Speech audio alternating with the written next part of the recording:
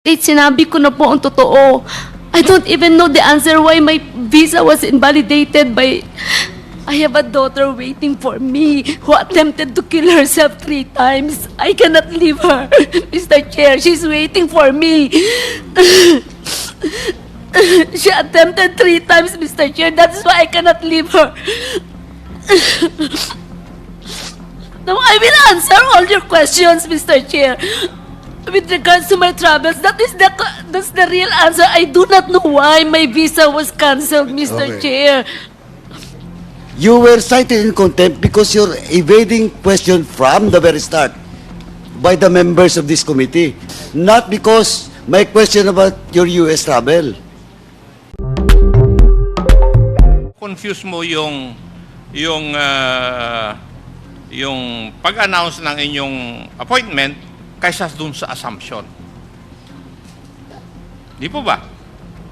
But, yes, maybe. On record, Yes, Mr. Chair. you announced in a flag ceremony that you are availing of early retirement. That was in June 22, 2019.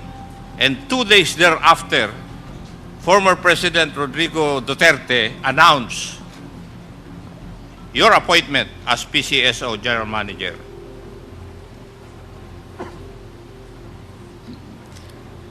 Ganong kakalakas.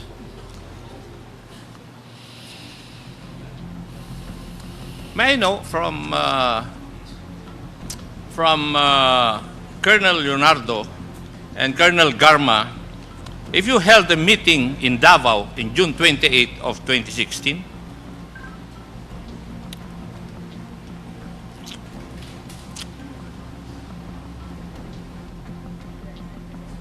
If I may, Mr. yeah, Chair. kayong dalawang tinatanong ko eh.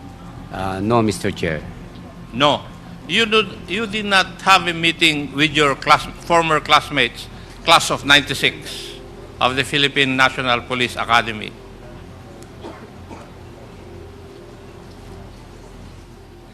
Remember, you're under oath, ha? On that very day, Mr. Chair. Ano? Same day, Mr. Chair. PNPA classmate mo, Opo, Mr. class Chair. of 1996. May I be clarified, Mr. Nagkaroon Chair? kayo ng meeting doon sa Davao last June 28, 2016.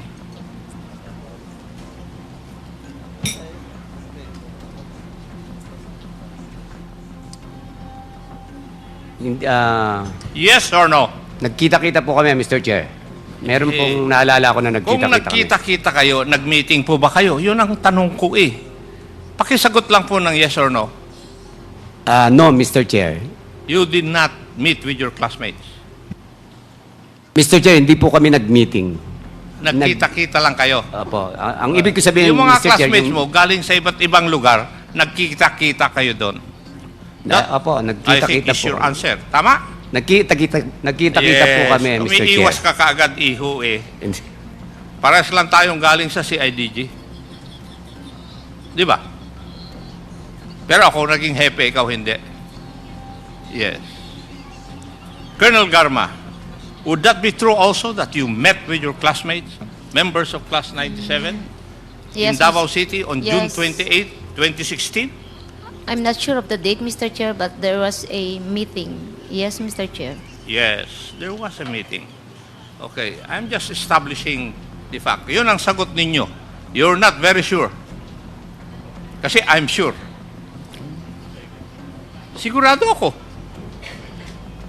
Kasi we have witnesses. Tatanungin ko ba ito kung hindi ko alam?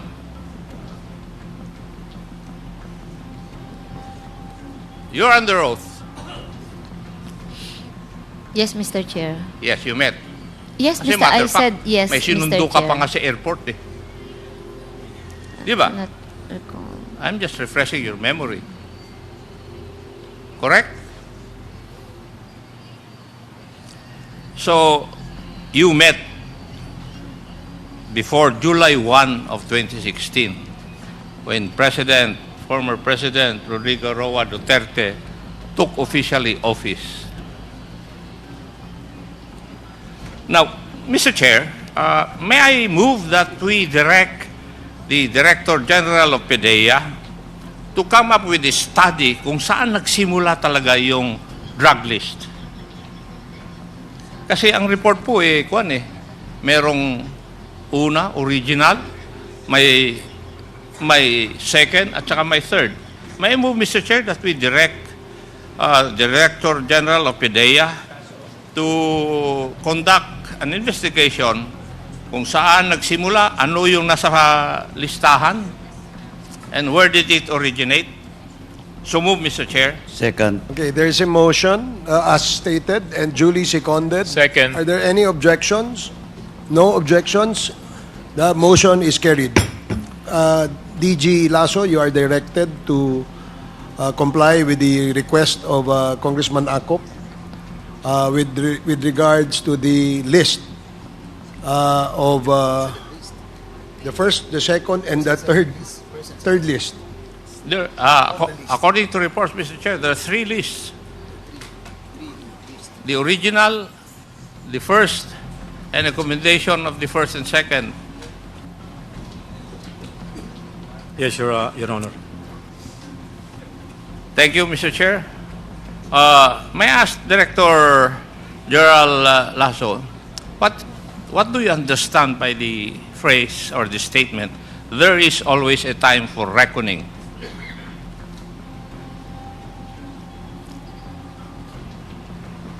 Your Honor, it means hindi parating fiesta. Hindi parating nakahilata. Sometimes dadapa ka rin. Hindi palaging sarap, may hirap din. Thank Yes, you. Your Honor. Thank you, Mr. Chair. Karamihan po sa tanong kanina ay tungkol sa kung gaano po kalapit si Colonel Leonardo at saka si Colonel Garma doon sa ating former President, President Duterte. May I know kung sino po ang pinaka-senior na police officer present this evening? Oh, tama, this evening na pala. May I know who is the most senior officer? Please identify yourself. Good evening, Mr. Chair, Your Honor. I'm Police Brigadier General Noel Sandoval from the DADM. Anong class ka sa PNP? 94, sir. 1994. Okay. Yes, sir. And you have been in the service for a long time? 32 years, sir. 32 years. And you were on, what was your rank during the time of the former president? 26, I think, That's 2016 to 2022. police colonel, sir. Police colonel. Yes, sir. Nung panahon na yon, ano sa palagay mo o sino sa palagay mo ang tatlong opisyal na pinakamalakas kay former President Duterte?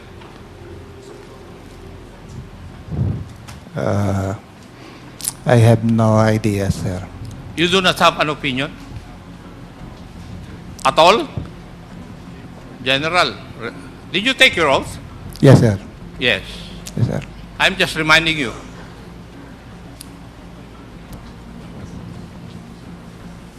I am not really into that kind of kasi sir since 2012 assignment I'm not asking whether you're in that practice. I'm just asking what is your opinion? Sino ang tatlong opisyal na ng PNP na pinakamalakas kay former President Duterte? Alam naman lahat ng mga opisyal eh. O naman, no? Yes, sir. The Chief PNP, sir. Who? Sino ang Chief PNP? Chief PNP Batu, sir, because he was appointed by the President. And probably, sir, yung command group niya. The, Command group niya. yes, sir. Makikita pa rin tayo. You're not answering me correctly. Kasi yung answer mo officially siguro because of their position. Pero ang tinatanong ko, yung opinion mo. Yes, sir. And that is my opinion, sir. That is your opinion. So be it.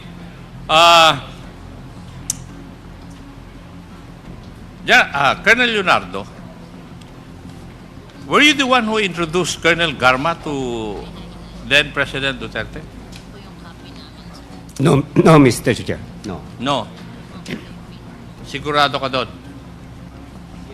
Yes, Mr. Chair. Sino ang mas malakas sa inyo ni General De La Rosa kay former President Duterte? Kasi ito yung mga tanong na indirectly tinatanong ng aking mga kasamahan eh. Ako na lang magtatanong ng diretso.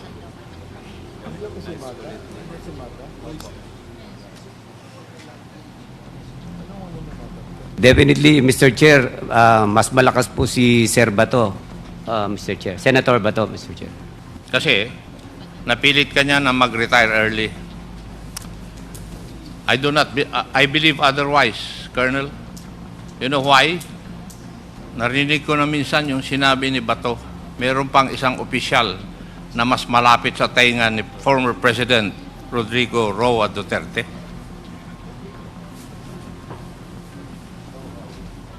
Hindi mo ba narinig yun?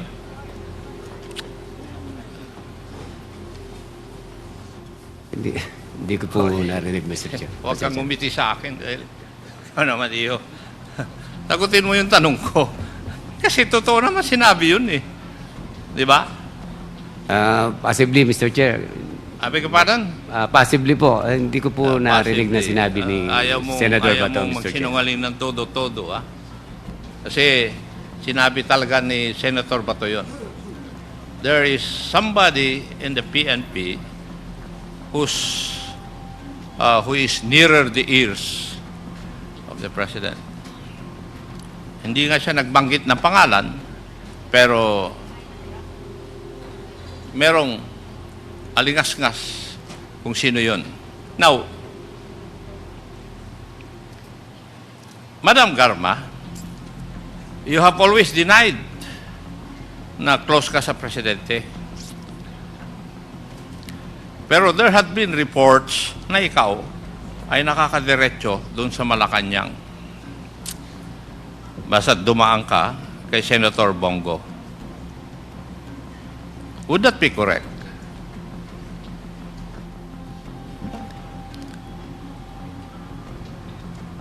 Yes, Your Honor. Yes.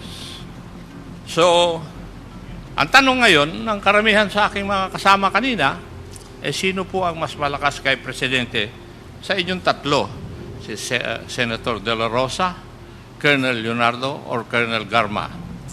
Siguro yung mga tao na present ngayon, nanonood, kayo na po ang bahala mag-determine kung sino po ang mas malakas. Kasi sa akin, meron po akong sariling panukala o pag-iisip kung sino.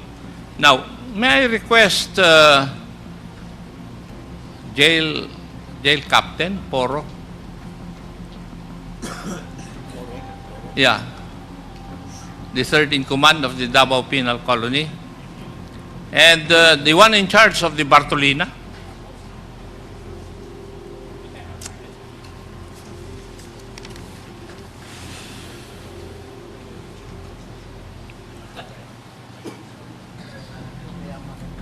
Yung in charge sa Bartolina, ikaw yung tinanong ko nung previous hearing? Yes po, Your Honor. Yes, okay. Now, may I ask the PNP, first, before I go to my main topic, why can't you not produce SPO4 Narsolis?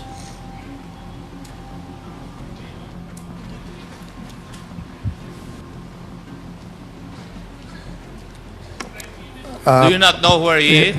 No, sir. For now, sir, I cannot. I have no idea for now, sir. I cannot answer you the question, sir. May I ask COMSEC if the PNP was directed to see to it that SPO4 Narsolis retired will be able to attend this hearing? Na-invite? And yung PNP, naibigay nyo ba yung invitation sa kanya? If I may, Congressman Akop, I was advised by Colonel Cunanan that he assisted the committee secretariat in extending the invitation to Art Narsolis in several addresses. And one of those addresses that they delivered the invitation, it was the son who received the invitation. And unfortunately, when they were asking for the contact number of Mr. Artner Solis, the son did not cooperate with the PNP. So maybe in the next hearing, we will have to ask the PNP and the NBI to bring him to the committee because he has already been cited in contempt. Mr. Chair, there's a system in the Philippine National Police so that the PNP can be assured na yung mga retirees po ay buhay. Lahat po ng retirees may kabady. In my case, ang kabady ko po yung security officer ko. And every 3 months, I think, kumukuha sa ng litrato kasama ko para masabi, may hawak ako na dyaryo o kaya kalendaryo para makita na buhay ako nung araw na yon. So, bakit nahirapan ng PNP para hanapin siya when there is such a system for them to be able to locate SPO4 Narsolis? General Sandoval, can you... Yes, sir. Based on our coordination with PRBS, sir, the subject personnel, sir, has already received only the lump sum but not yet receiving the pension. So wala pa po daw siyang kabady. Kailan po nag-retire si SP4 Narsolis?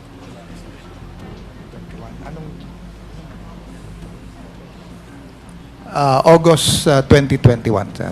2021. Yes, sir. August. Hindi ba ang, I do not know if it is true now, pero ang lump sum mo, hindi ba 3 years lang? Would you know that? Yes, sir. Oh, hindi ba? Yes, sir. But the pension is not yet being received by the subject personnel, sir. Hindi pa ganun. Wala pa, sir. Hindi pa siya nagpe-pension, sir. When would it start? On process pa lang, sir. I don't know when will it start, sir. But Kailan? based on PRBS, sir, naka-process naman, sir, yung kanyang pension. Hindi yun ang punto ko eh. Sabi nyo, nag-lump sum, pero I know for a fact, kung hindi pa nabago yung yung sistema natin, ang pwede mo lang i-lump sum ay 3 years, after which you will receive your monthly pension. Di po ba? Yes, Your Honor. Yes. O kaya, hindi nyo lang alam kung paano siya hanapin. As explained naman, sir, na nahanap naman, sir, yung anak kanina, but uncooperative, sir. Okay. Thank you. May I request that the Attorney Galicia of the NBI would take note of what would be taken.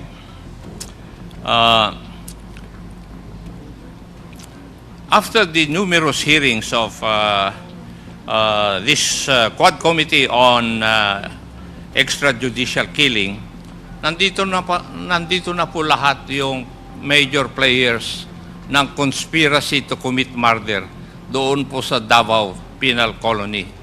Ang absent na lang yung tao na hinahanap natin, SPO4 Arthur Narsolis, na tauhan ni Colonel Leonardo at naging tauhan din ni Colonel Garma. Would that be true? Colonel Leonardo and Colonel Garma? Correct po, Mr. Chair. How about Colonel Garma? Yes, Mr. Chair. And up to the time that you were with PCSO, inassign din ni Colonel Leonardo si SPO4 Narsolis sa PCSO. Would that be correct? Yes, Mr. Chair. Correct po, Mr. Chair. Yes. So, si Colonel Leonardo ang nag-assign kay SPO4 Narsolis na kasama nyo noon pa sa PCSO. I believe meron pong covered by orders, Mr. Yeah, Chair. I know. Pares tayo galing serbisyo eh. Kaya alam ko naman na may orders niyan. Ang sinasabi ko lang ay yung katotohanan na si SPO4 Narsolis na kasama nyo pa noon pa ay na-assign sa PCSO. Under what conditions, I do not know whether it's in accordance with protocols of the PNP. Hindi ko alam yon. Na pwedeng i-assign ang isang pulis sa civilian agency. So, I do not know how you did that. But be that as it may, nandito na po lahat ang kwan. Nandito yung superintendent ng penal colony. Nandito yung tatlong PDL na narinig nyo na lahat yung testimony nila. Nandito na rin yung kasamahan ni Superintendent Padilla, si jail captain na ba, iho? Jail Captain Poro, at saka yung in charge ng Bartolina. Kasi yung conspiracy to commit murder, sabi po nila ay nag-start nung pumunta si SPO for Narsoles at kontakin yung kaklase niya ng high school. Inamin ni PDL Tatatan, nakaklase niya sa high school, at kinausap niya tungkol sa isang operation sa loob ng Davao Penal Colony. Yun po nangyari. Now, yung operation na yun na sinasabi involved the killing of 3 alleged Chinese drug lords who were detained inside the Davao Penal Colony. Una, 2 pa lang na Chinese drug lord. Pero may i-transfer na pangatlo from a different penal colony. Now, PDL Tatatan contacted PDL Andy Magdadaro to help him accomplish the plan. Nandun naman lahat sa affidavit nila, subscribed and sworn to. Now, this operation resulted to the killing of the 3 Chinese drug lords. How did this happen? The killing of the 3 would not have been committed without the participation of officials and members of the Davao Penal Colony. And what were the acts of said officials? There was a statement by PDL Tatatan na sinabi nila kay SPO for Narsoles na mahirap gawin na patayin yung 3 simply because magkaiba ang lugar nila. Yung foreign nationals na nakakulong, nakakulong sa ibang lugar, yung mga locals na sa ibang lugar. So this information was relayed to SPO for Narsoles. Sabi ni SPO for Narsoles, ako nang bahala. What followed was galugad operations. Tama, Jail Captain Poro. You conducted 2 galugad operations. One, doon sa selda ni na PDL sa Tata and Andy, and doon sa foreign nationals. Would that be correct? Opo, Your Honor. Correct. And according to your statement and answer to the questions, inamin mo na it was in accordance with the approval of your jail superintendent. Yes, Your Honor. You stated or you answered that under oath. Yes, opo, Your Tama. Honor. Opo. Okay? Now, sa galugad operations na kinonduct dito sa 2 local PDLs, ang nakita nyo ay empty shabu sachets. Opo, Your Honor. Empty shabu sachets. Opo. Walang shabu, kundi sachet lang. Tama? Opo, Your Honor. Yes. And naggalugad din kayo, nag-conduct kayo ng galugad operations doon sa foreign nationals. Tama? Tama po, Your Honor. Ano po ang nakita nyo, ang nakuha nyo doon sa 3 foreign national PDLs? May mga cellphone, pocket wifi, charger, pati po mga playing cards po, Your Honor. And because of these violations, according to you, they were ordered to be placed in a Bartolina, Selda number 6. Walang ano po, Your Honor. SOP kasi, Your Honor, pagka nakabiolate ng prison rules, pwede na po ilagay kagad doon sa preventive cell. Pero ang nakalagay po doon, Your Honor, yung ship commander po. Tinorder ko sa ship commander. Huwag ka nang umiwas, iyo. Opo. Kasi kahit na papaano, sasabit ka. Huwag ka nang umiwas. Iiwas ka pa eh. Di ba? Do not justify anymore, iho. Kasi nandun pa lang sa pagsasagot mo dito sa katanungan namin and your answers were all under oath, may sabit ka. Sinasabi ko na sa iyo.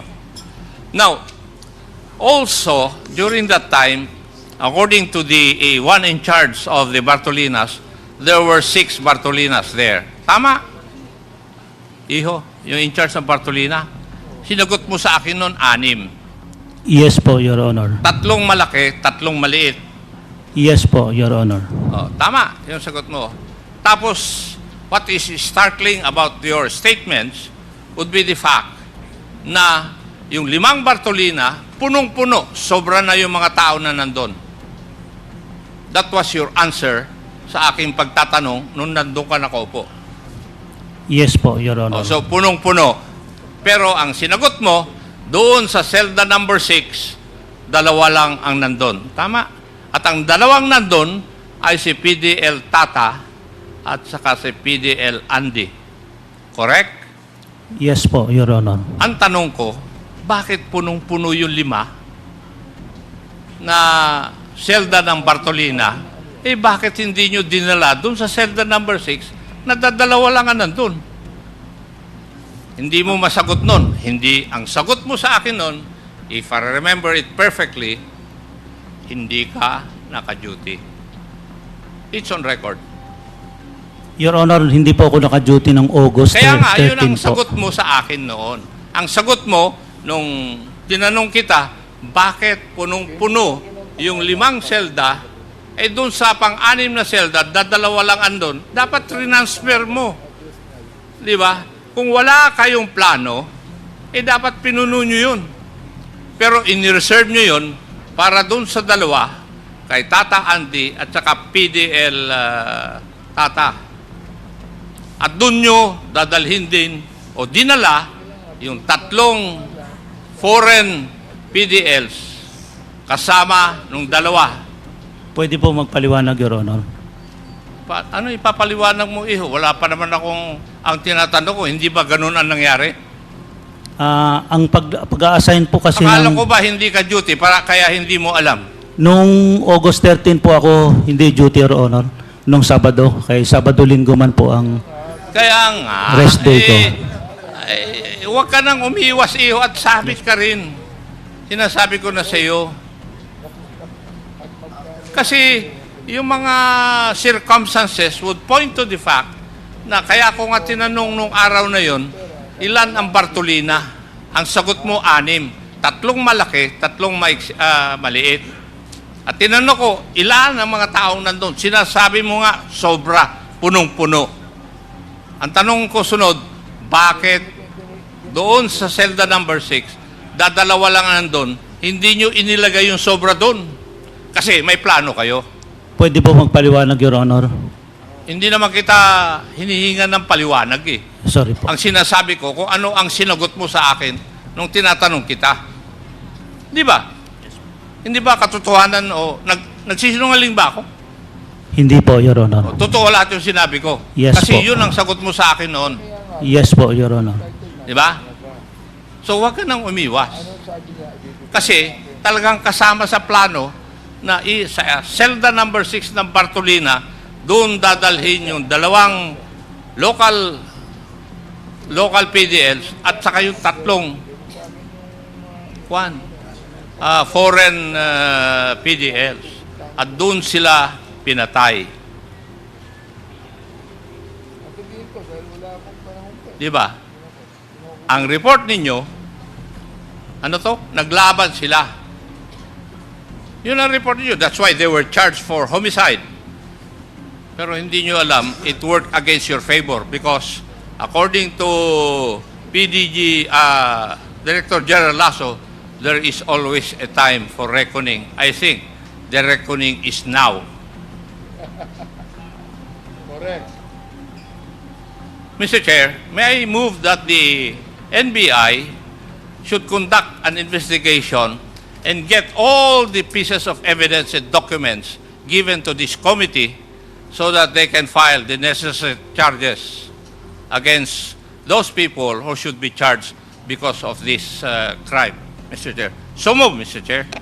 Second, there is a motion to direct the NBI to conduct a thorough investigation on the death that happened in the Davao Penal Colony, and it was duly seconded. Are there any objections? Hearing none, the motion is carried. Colonel Leonardo, last hearing, we asked you to submit your SALN, and you have submitted that to the committee. I have it here with me.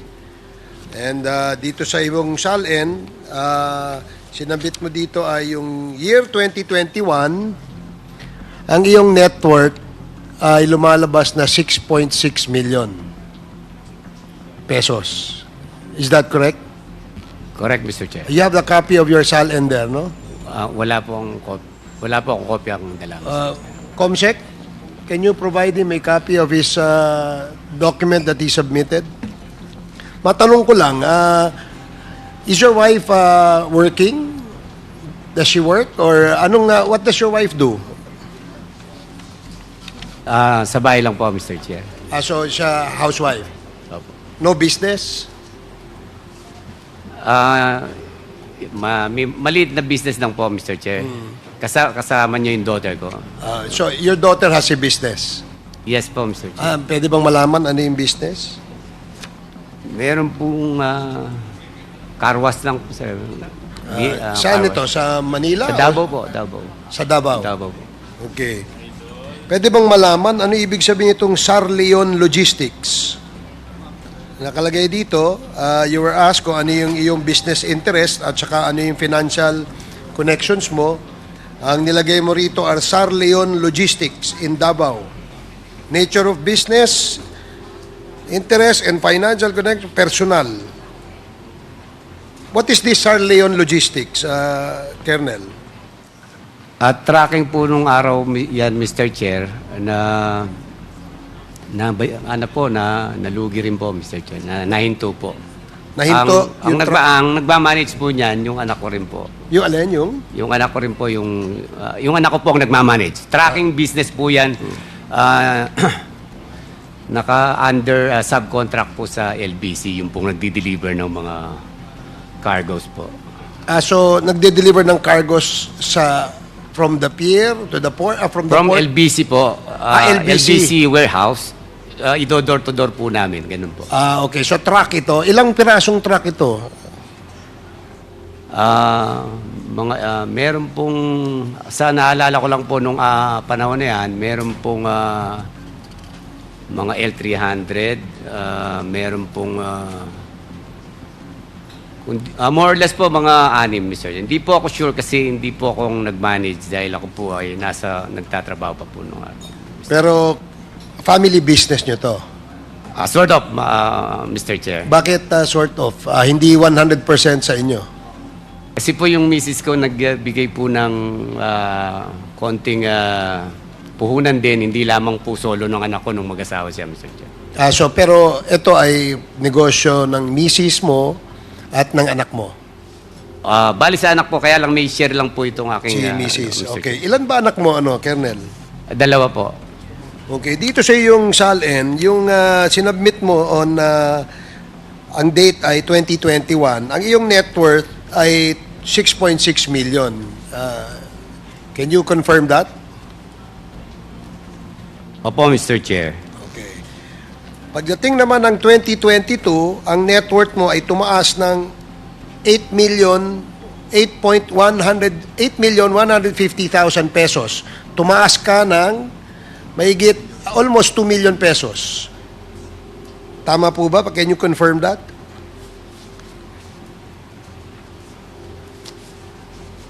Opo, Mr. Chair. Pwede bang matanong kung ano kaya ang dahilan? Ba't tumaas yung iyong net worth?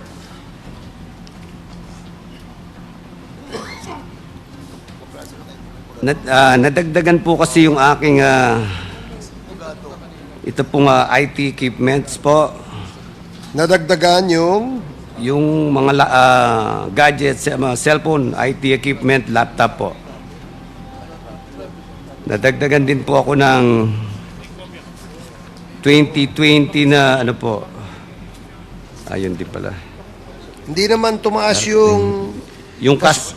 Kung ano yung dinagdag mo, kung ano yung sinabi mo rito, na iyong personal properties, gaya ng IT equipment, laptop, cellphone, guns, firearms,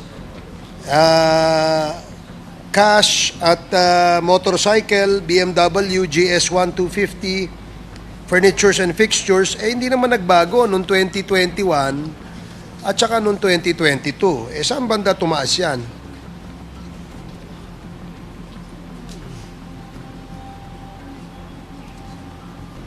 Mr. Chair, Never mind. I'll just give you a... baka namali lang po ng Mr. Chair. Okay, sige. Baka nga namali. That is kasi po, merong- 2021 at saka 2022. Pero itong 2023, yung 8.150 million mo ay naging 9.150 million. Hindi naman siguro maring nagkamali ito. Kernel, kasi mula noong 2021, from 6.6 million to 2023, naging 9.150 million. So, meron kang increase. Halos taon-taon, tumataas ang iyong net worth. So, bibigyan kita ng panahon para makasagot ka sa committee ito. Sa susunod na hearing, ihanda mo lang ang iyong tanong kung bakit tumaas ang iyong net worth. Opo, Mr. Chair. Okay, sige. A while ago, GM Garma said that during her time, that she is giving a budget to the Philippine National Police. Am I right? Wala po akong sinabi, Mr. Chair. Kanina meron kang sinabi na Wala po. binibigyan nyo ng budget ng Philippine National Police for the operations. Wala po, Mr. Chair. Wala kayong sinabi? Wala Let's po. look at the records, Mr. Chair, because I think that she said something that way. Okay. Secretariat, can you check the records, the transcript? If indeed that statement was made by GM Garma. Mr. Chair, So, Mr. Chair, in relation to that, I think I heard, Mr. Chair, if I may be allowed, I think I heard Colonel Garma saying about the support that you give to... That is the allocated for the... It's a charity fund allocated sa PNP, no? sales of STL and sa PCSO Parang ganun po, yung po. STL, something about the STL. so the fund that you provide the PNP is a charity fund, Yes, it is in the... and that is in the charter of the PCSO. PCSO. Yes, it is covered, Mr. Chair. So, how board much do you approved. give to the PNP every year? During my time, kasi dati I think it's medyo malaki before I assume. And then when I assume po and we change the IRR, very minimal na lang po siya. I'm not sure kung 1% or 3% na lang siya compared nung previous. And it is focused on medical programs of the PNP and NBI na lang po So yun. para sa medical needs ng mga members ng Philippine National Police. Yes, Mr. Okay. Chair. Sige, okay. But we Mr. get it. Chairman, we're going to ask also 1 or 2% of the gross of the whole collection of all the games. Of If the that is so, 2% is so big. Mr. Chair, it's not all the games. It's just STL, STL. game. Yes. Yes, Okay. Mr. Chair. Anong average niyan? Do you give it Minsan- monthly, annually? Monthly, Mr. Chair, minsan naalala ko, there was a month that we gave around, I think, mga 9 million or 7 million. It And- depends on the sale. And the Chief PNP has the sole authority over these funds? What does The check was addressed to the Philippine National Police, duly received by, I think there's an accountant and a So it budget goes to the officer. general fund of the Philippine Yes. National Police? Yes, Mr. Chair. Okay. Meron pong resibo po from the PNP na binibigay Okay. po sa PCSO. Okay. Sige, thank you. Okay, pwede bang matanong, DG Lasso, is there such a list called the drug list? Yes, Your Honor. Okay, We thank have you. two. Thank you. Colonel Leonardo, meron bang drug list? Yes, Your Honor. Colonel Garma, meron bang drug list? Yes, Your Honor. Colonel Espinido, meron bang drug list? I have here, sir, list. Okay. Sinong gumagawa ng drug list? Colonel Garma, sinong gumagawa ng drug list? Mr. Chair, pwede bang isubmit ni Colonel Espinido? Dala niya eh. Yung drug list eh. We will ask him to submit that later, Your Honor. But I'm just... Yes, sir. Based on my experience, Mr. Chair, as station commander, kami po sa station ay naglilista po. Naglilista ang station. Yes, sir. Based sa TI namin, sa mga nahuli. What is TI? Mga Tactical interrogation or investigation po, disclosure of suspects that are arrested, or information coming from assets and agents. So this is done sa Level ng ano? police station, pinakamababa po sa station. So kaya malalaman natin sa isang jurisdiction, isang police station, alam natin kung ilan yung drug lords, ilan yung drug users, pushers, ganyan. Tama? Yes, Mr. Chair. Sinasubmit po namin sa task to, then there is a sharing of intelligence. Kaya kung minsan, yung information ng nasa taas, nakukuha din namin sa baba kasi naayos po namin na nasa area namin yung operation nila. So naisasama din po namin yung intel ng ibang unit. Okay. Si Colonel Leonardo, Mr. Chair. Where does the list come from? Nagsisimula po sa mga station, sa mga pati po barangay minsan nagpo-provide din po. So sa station, sinasubmit yan ng mga police sa area? Apo, from the station, isasubmit na po yan pataas. And the station determines sino yung drug lord, sino yung pusher. May difference ba yung pusher sa drug lord? I want to get a categorical answer sa kanila. Kasi kayo ang nakakaalam. Meron bang difference yung pusher doon sa drug lord? Mas higher level po, I think, yung drug lord, Mr. Chair. Again? Meron po kasing pusher na nagbebenta. Pag nagbenta po, kahit 1 gramo lang, pusher na po yun eh. So pag Once a seller, Mr. Chair, ay pusher na po. Once caught selling, in the act of selling, pusher na po yun. And then, yung drug lord is, I believe, mas higher level po. Yung mga certain amount of drugs confiscated from the suspect, then he will be considered. So merong large amount of drugs before a person is considered a drug lord? Ganun ba ang... I think so, Mr. Chair. Okay. In your career, Colonel Leonardo, ilan ang drug lords ang nahuli mo?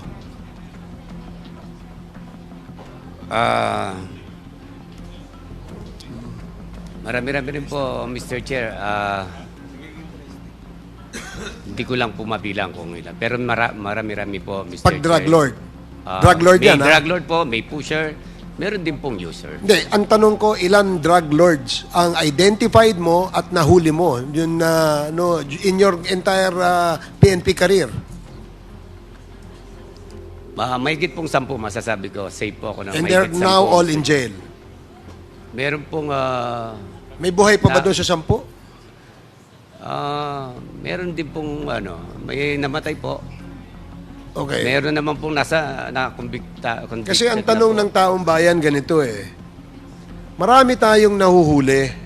And this is a statement that I'm sure the PNP knows and the PDEA knows and the NBI knows. Marami tayong nahuhuling drugs. Pero wala tayong nahuhuli. Maraming beses na ang nahuhuli ay yung mga street peddlers. Pero yung mga ulo, yung mga drug lords, ay hindi natin nahuhuli. Ms. Garma, you can file a motion, but you have to stay here muna. You can file a motion. Kasi tatagal tayo dito. Believe you me. Kasi kanina tinanong na kita, yung states mo pa lang na travel, mali-mali yung sinagot mo sa akin. No. Mali. I will give Mr. you, Chair, in the next hearing, Mr. Chairman, in the next hearing, tatanungin kita ulit kung sasabihin mo ng totoo. Mr. Chair, I'm telling the truth, Mr. Chair, in my mother's grave. Yung travel ko sa state, sinabi ko na po ang totoo. I don't even know the answer why my visa was invalidated by... Hindi lang yung visa, Miss Garma. Alam mo kung bakit ka pinigil. No, Alam. Mr. Chair, I do not know, Mr. Anyway, Chair. Mr. Chairman, if I ask her... Mr. Chair, if you, I will be proven, Point of order, Mr. Chair. Wait. na Point I'm of order. lying. 1 minute suspension. I'm not lying. Yung... Please address Why the did I chair lie on my travels, when you Mr. reply to Chair? the question asked by a member, okay? And ano mo lang, clarify mo lang ulit ang iyong gustong sabihin. Okay. Yes, Mr. Chair. Hearing is resumed. I wanted to answer the questions, Mr. Chair. I have a daughter waiting for me who attempted to kill herself 3 times. I cannot leave her, Mr. Chair. She's waiting for me. She attempted 3 times, Mr. Chair. That's why I cannot leave her. Now, I will answer all your questions, Mr. Chair. With regards to my travels, that's the real answer. I do not know why my visa was cancelled, Mr. Okay. Chair. Okay. You can validate that if magtanong kayo sa Japan kung bakit. They didn't give me the exact answer. I think Congressman Paduano has asked several questions to you, GM Garma. Not just about your trip to Japan. So it seems that you have not answered his questions, and you appear to be evading the questions that he is asking. Yes. And that is the reason why you were cited in contempt. Yes, Mr. Chair, may I make a statement? That's why I'm appealing to answer. But as stated by the Honorable Congressman, Mr. Chair, he said that I was not telling the truth about my travel these days. But that's the truth. If that is the only reason, isa lang yan, ano pa yung other questions that I will answer? But with regards to my travel sa States, last travel, yun po ang totoong nangyari sa amin ng anak ko sa Japan. I do not know why my visa was invalidated according to that lady in Japan. Mr. Chairman, to be clear, he was not contented because of that question of mine, because of the travel. And in fact, hindi ko na nga pinurso kasi it is all about the question being raised to you by the members. And you're evading the question. It is not all about your travel in the US. Eh, hindi pa nga ako tapos dun eh. Sa totoo lang po, travel in the US, hindi pa ako tapos dun. I tell you. You were cited in contempt because you're evading question from the very start by the members of this committee. Not because may question about your US travel. And, ang totoo noon, hindi pa ako tapos doon. Ms. Garma, akala mo yun lang? Hindi pa ako tapos doon. And I will prove you in the next hearing. Pag hindi ka nagsabi ng totoo, I will prove to you that you're lying. Doon lang muna. Kung yun lang yung gusto mong pag-usapan, yung travel mo sa US, if you will not tell the truth in the next hearing, I have all the proof with me. Hiningihan lang kita kanina, hindi mo maibigay. With the, Kung online ngayon, dapat may record ka eh. Diba? Mr. Chair? Mr. Chairman.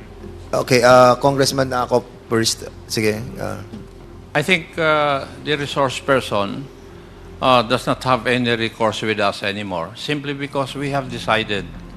If you look around, we do not have any quorum already to decide whether we would withdraw the contempt order or not.